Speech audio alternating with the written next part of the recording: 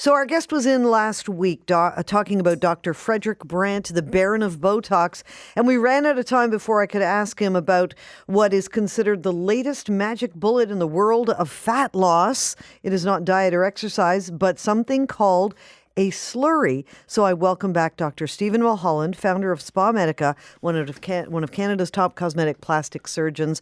Dr. Mulholland, welcome back to the show. Thank you, Barb. Yes, we're back to talk about a Slurpee. Or was that a slurry? Slurry. Were you aware of the slurry before we brought it up to you?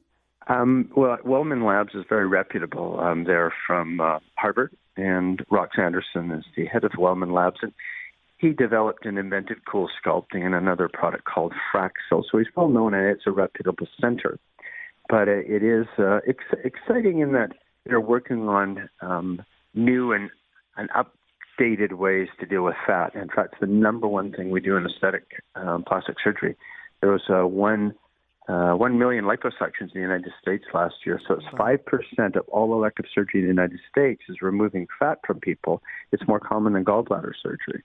Can you tell us what Cool Sculpting is? Sure. So they're the ones who invented it, and then to what the slurry is. So, when we look at fat, we try not to do lipo if we can help it. There's 10 times more non-surgical lipo treatments than lipo. And so we've got 4 energies that can kill fat without surgery. Ultrasound was the first one about 10 years ago, a product called UltraShape.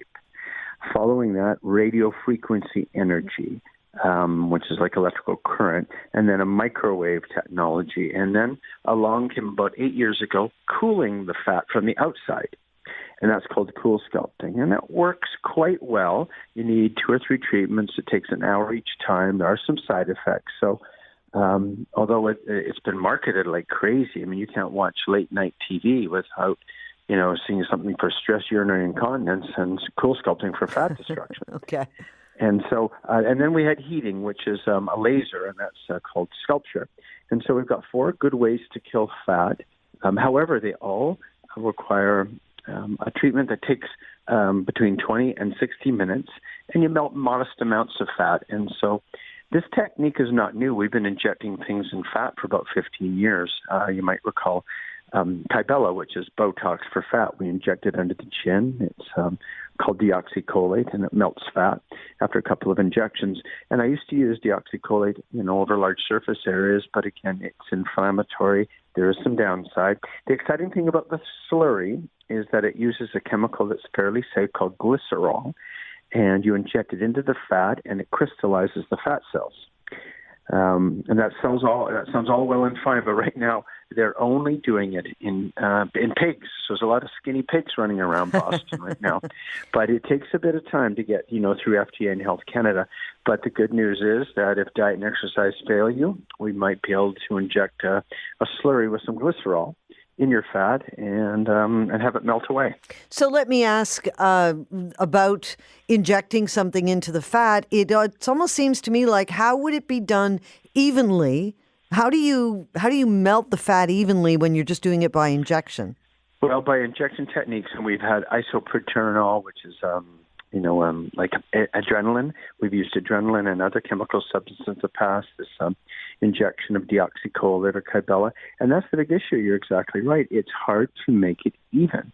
And so, and then not only to make it even, you can imagine then suddenly you melt the fat, and maybe your skin isn't what it used to be. Right. You're not 20 anymore. You've had a couple of kids. You're maybe a little older than 20. And without the fat supporting the skin could be loose and wiggly jiggly. So these are all the challenges we've had with any fat destruction technology, is matching the skin to the fat and keeping it even.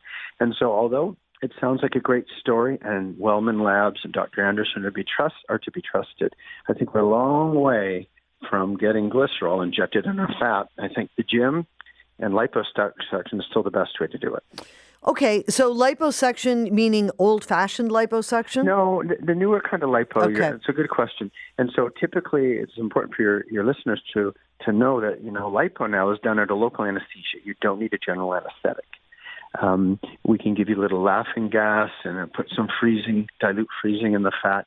And then we don't remove it right away. We take out energy-based devices and we stick these little probes in the fat.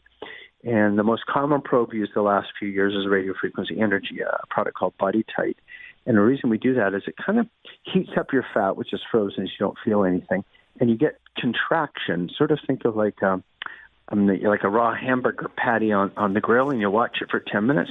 The thing shrinks like 15, 20%. It's the same with your fat and skin. So we control the skin, we shrink it with this internal probe, heat the fat up to about 80 degrees. It also liquefies the fat, so it becomes like a fat smoothie, a mango smoothie, and then we remove the fat after we've heated and got the contraction. The whole thing takes about 20 to 25 minutes a zone, and unlike all these other techniques, we can, if you know what you're doing and you're an experienced lipocontouring surgeon, you can get tremendously accurate results. You can remove as much fat as you need, and it's quite an elegant procedure with almost no downtime or bruising. And so lipo's become very refined outpatient under local anesthesia procedure. Does the fat ever come back? Good question. If you put on weight, the fat cells that are left behind to provide the contour will increase in size, and that will ruin your shape. And so I always tell patients this is not a procedure of pounds and kilograms. It's a procedure of centimeters in shape, and that you need to maintain your lipo weight or you're going to ruin the outcomes. So you've got to protect your investment, stay within 10 pounds of your lipo weight, and then we can take, hips down, love handles down, tummy pots down, bat wings down, inner outer thighs down. So those are the most common bumpy areas that we reduce. When you think about all the procedures that you perform, and there are tons of services and lots of non-invasive ones, would liposuction be one of the ones where people get the most immediate result, that they're suddenly thrilled with what they've done? Yeah, I would say that the two procedures that give you almost an immediate result without a lot of recovery downtime and grief are lipo and breast augmentation. You have a couple of days of pain with breast augmentation. Within a week, it's undeniable that you've done something, and hopefully you've sized it appropriately and it looks quite good. And lipo looks good within a week. Most procedures, a facelift or laser resurfacing or tummy tuck or these sorts of blepharoplasty, take time to recover and really appreciate what you've got, probably 3 or 4 weeks. Whereas lipo and augment, within a week, you're pretty happy. And if people, I'm sure people are listening and wondering about pricing, and obviously it depends on the area you're doing. You made reference to a zone. I mean, is there any way people can estimate, if they're looking at different areas, what it would cost them, if it's realistic for them? In typically a zone is going to be typical logical areas, like both hips are as a zone. Your lower tummy is a zone.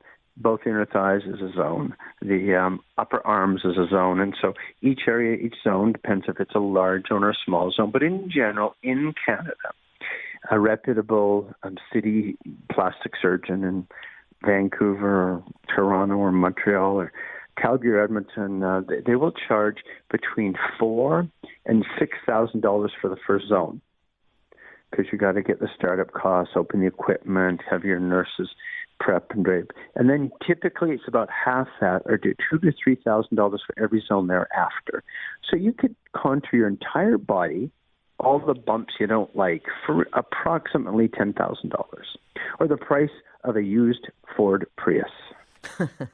And then do people have to wear Spanx or girdles afterwards? Yeah, so we will have everybody measured before for a precise compression garment, which is a super Spanx. And you'll wear that 22 hours a day. It's really quite light and form fits. And you wear that for 22 hours a day for 3 weeks. So you can be wearing it under your work clothes. No one will know. And then you wear it during the day for another 3 weeks. Leave it off at night. By the 6th week, you're back in the gym, working out hard, crunches, sit-ups, running. By 3 weeks, you're an elliptical or stair climber, and you can be walking and doing light activities that day. Wow. Go to the clinic that day. Wow. Well, I know you're in from time to time, so please keep us updated on the arrival of the slurry. The glycerol slurry, I will do so. We'll talk to you soon. Thank you, Dr. Mulholland. Barb. Thank you very much. All right. He's the founder of Spa Medica, one of Canada's top cosmetic plastic surgeons. So he's got a great way of explaining things, and we appreciate having him as a part of the show. This Newstalk 1010 podcast was brought to you by PocketEmploymentLawyer.ca. Wrongfully dismissed, changes made to your job, lowballed on severance? Find out if you have a case before you call a lawyer. Go to pocketemploymentlawyer.ca.